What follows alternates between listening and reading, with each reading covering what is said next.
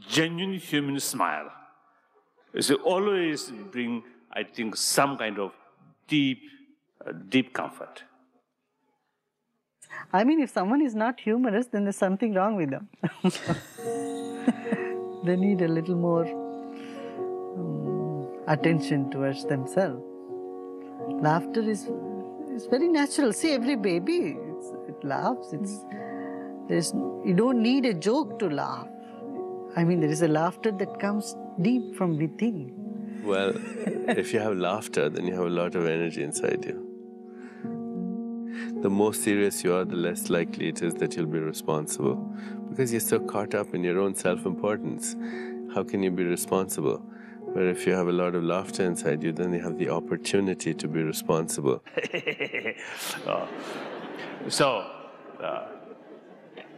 Now one example. Now one mosquito now here. Some irritation and even some pain. If you lose temper, and although too much is temper, although you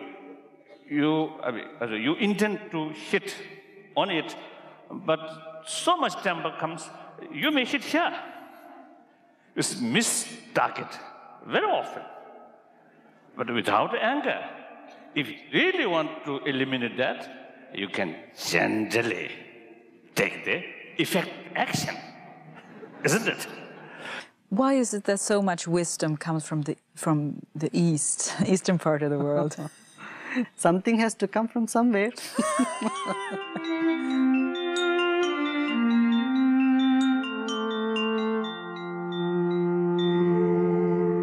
Dalai Lama is the spiritual leader of Tibet. He was awarded the Nobel Peace Prize in 1989. He has lived in exile in India for many years. For 5 decades of Chinese occupation, his people have suffered from persecution, torture, and genocide. In spite of these monstrosities, Dalai Lama lives in accordance with his message: non-violence, tolerance, compassion.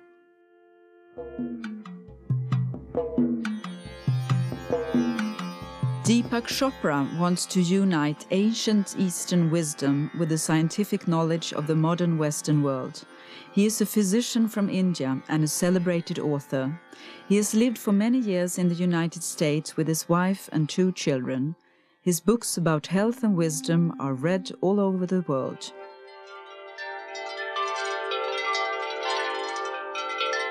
Ravi Shankar from northern India teaches practical methods of gaining inner peace. He has initiated a project that aims to increase the equality in Indian marriages. Indian women are encouraged to become economically independent by establishing their own businesses. He also helps to educate poor orphaned children in India. 3 wise men of our time. Welcome, Dr. Chopra. What is your purpose in life? My purpose in life is to discover my own healing, peace, creating harmony, love, happiness. How do we go about finding our own purposes in life? If you're doing what you really want to do, you lose track of time. That's the best sign. That's the best sign. You escape time-bound awareness and enter timeless awareness. And then you're on the right track. Then you're in dharma, as they say, yes. Yes, because you believe that everybody has a purpose. I think that there are some aspects of purpose which are common to us all. We all want to find a meaning in life, everyone, and to discover their so-called spiritual dimension, that part of their being which is universal, that domain of awareness which is universal. But then I think everyone has a unique talent and a unique way of expressing it, and when they find that, then they escape time-bound awareness, and if they put it to use and give it to humanity, then they're called successful people.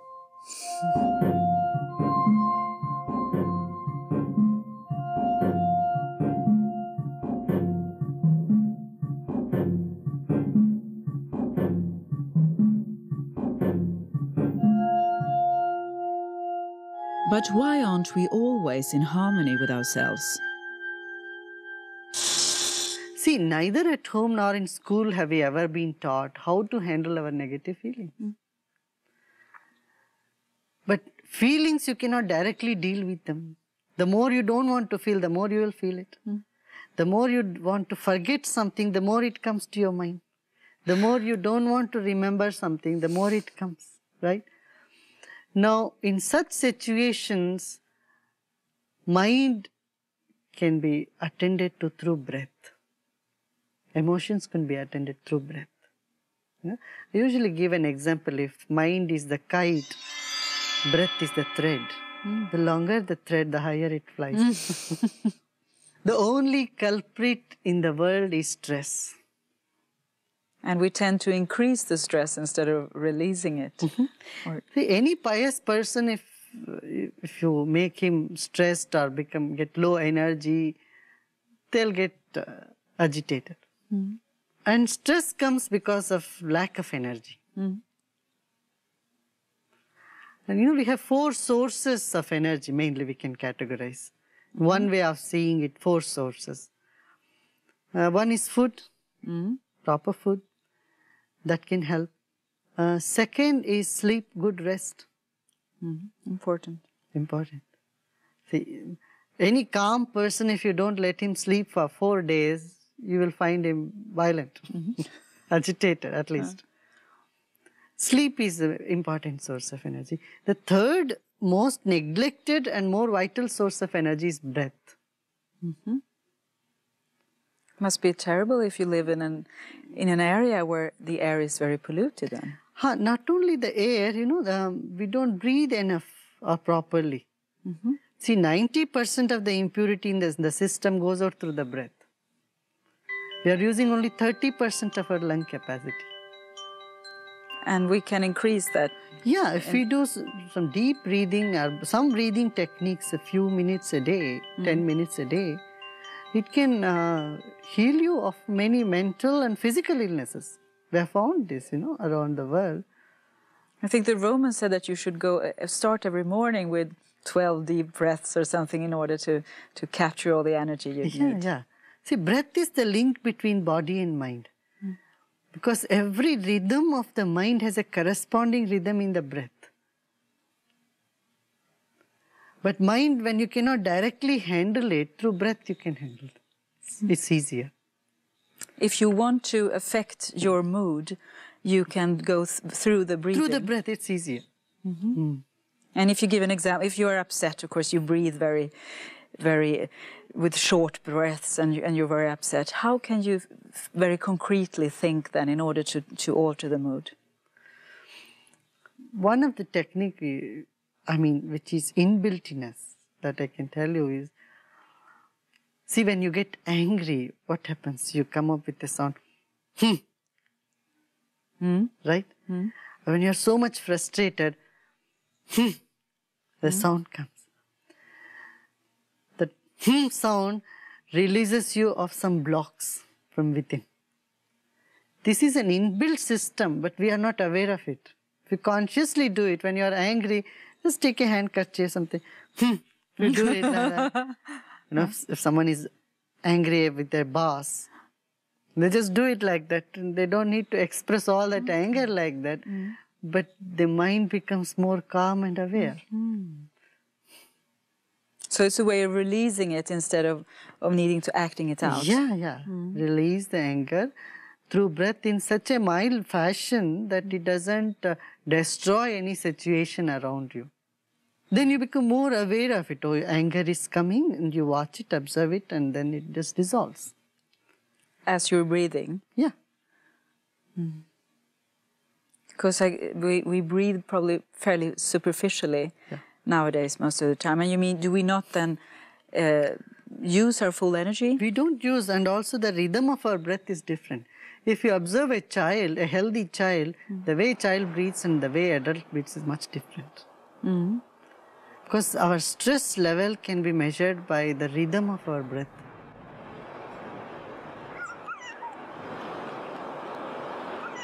So that's the third source of energy. And the fourth source of energy is a positive or serene state of mind. And how do we achieve that? Yeah. See, you might have noticed if you feel negative or rough, 1 hour of negative thinking, you feel so exhausted. The reverse is true. If the mind is calm, serene, even for a few moments, if you meditate even for a few minutes, that gives so much more energy. And how do you meditate? How can you do that if you There haven't? are many, many techniques. You can adopt any one of the techniques and go ahead. What is most important then that this technique includes? Effortlessness. Spend time alone if you meditate, if you take periods of silence, if you go into nature and spend time with nature, if you have a relationship where you have the same intention, relationship, through the mirror of relationship, you can learn a lot. Because whenever you're attracted to somebody, you're actually finding traits in them that you want in yourself. When you're repelled by someone, you're discovering traits in them which you deny in yourself. So anytime you react to a certain relationship, whether you're repelled or attracted, that's a very good tool to evolve. You ask yourself, what am I denying in myself, or what am I searching for? So relationship is very effective, the mirror of relationship, to evolve, to go to that level. Spending time quietly, confronting all your secret passages and dark alleys and ghost-filled attics, and confronting the dark side and releasing it and sharing it and acknowledging it and expressing it is another way to do it. And ultimately, it's the witnessing of all of these processes that leads to more and more awareness. And eventually then, if we do not be, if we're not judgmental about our own dark sides, we will not be repelled by people reflecting them in ourselves. Yeah. It's not easy. And do you think it's difficult for you, for instance, as a person, to live this? Is this a constant battle to accept people that do provoke you? Less and less. I find myself being less provoked than before. There are instances where I encounter people that I consider inconsiderate and hostile and confrontational and impatient and angry. And then when I see that and I see that it's affecting me, I go to my room and write down those traits: inconsiderate, hostile, confrontational, angry, etc. And then I ask myself, have I been those things?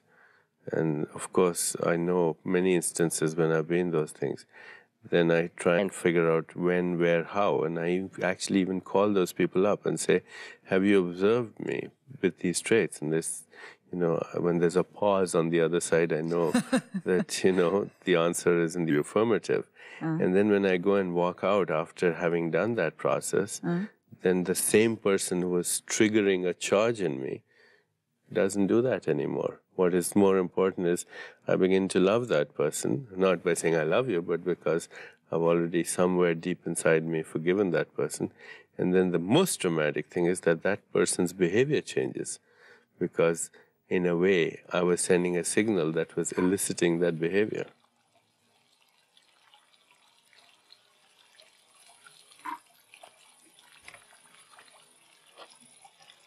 In order to practice compassion, you need practice of tolerance and patience. In order to practice tolerance, you need someone who created some problem. Only to that side, the real opportunity of practice of tolerance. So therefore, you need practice of tolerance. So therefore, enemy provide us that good opportunity. So from that viewpoint, there is possibility to develop some kind of feeling of gratitude. So that is I think that kind of compassion is unbiased. That is the genuine compassion. This kind of compassion, there is no sense of pittiness. sense of looking down, but you see sense of concern out of respect, out of recognition, they are right. So that is genuine compassion.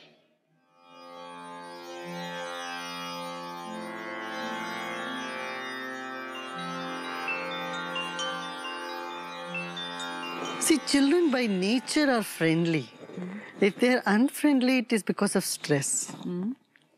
So we need to look into the problem and see how we can release the stress of the child. Insecurity, stress can be released by giving a loving atmosphere and giving them simple exercises to do. Like what? What kind of exercises would be nice? Some like active playing and helping others and allowing them to contribute in other children's life and then feel proud about it. And usually I suggest to children to make one new friend a day. One new friend a day, why? See, a child grows up with about 30, 40 kids in the classroom. And they spend 4, 5, 6, 7 years with those 30 kids. And still they are not friendly with all the 30 children. How come? That's what we wonder, because we have not educated them on the human values. We stuff them with a lot of information. We give them knowledge about all the things around them, but we have not given enough emphasis on human values. And that's why, when they grow older, when they come out of the school, they don't know to be friendly with people. And how can you teach somebody to be friendly? It is possible because it's in one's nature. It's not something that you have to bring from outside. You only need a proper environment and certain modes and ways to attend to this problem. And would this be presented in fairy tales or tales or stories, for instance? Would that be a way of educating children? That is possible. You can do that, but more could be personal interaction of the teachers in the school with the children and create a sense of belongingness among themselves. If they each can make one new friend every day, they know how to be friendly. Because when they come out of the school, they have to live with millions of people in the world. And they would know how to relate themselves without inhibitions. It's the inhibition that blocks their beautiful quality, nature that they are.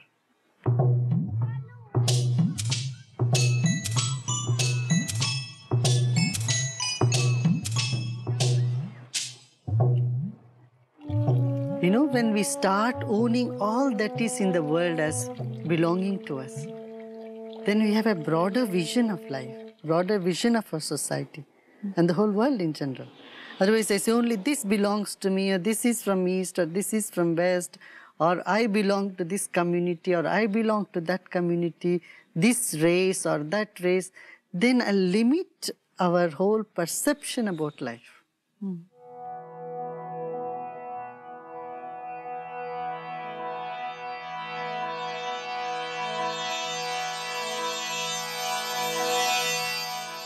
Our main problem is with the ego, the identification, We think we are somebody. Say, I am a Hindu, or I am a Muslim, I am a Christian, or I am Jewish, or I am Buddhist. I take on one identity, and to protect this somebodyness, I put my whole life. I don't even mind losing my life, but I want to protect this identity, I am somebody. Do you see that?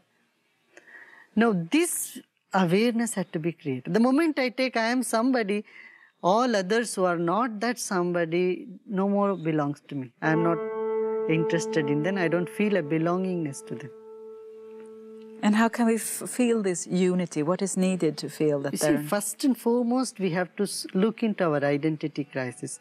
We are part of one universal intelligence. We are part of the divine spirit.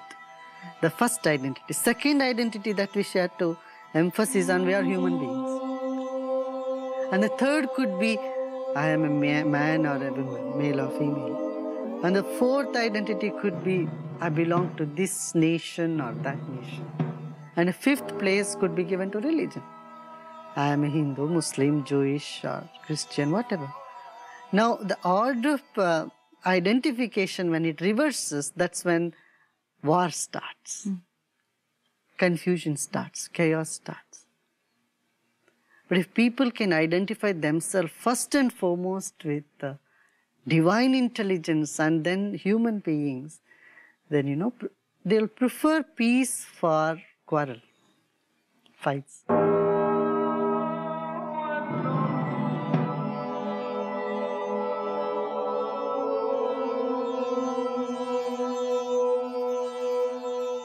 Well, why do you think we have this strong urge to belong to and to limit us and to identify us? It's the ego, I presume, that's there. But why is it so strong, such a struggle in us?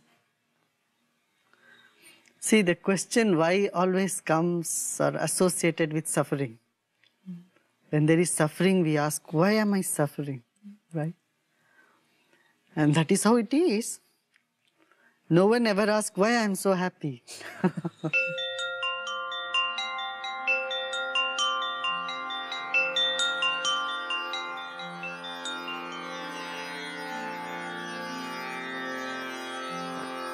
The next century, I hope and wish a century of dialogue, not century of killing, violence, war.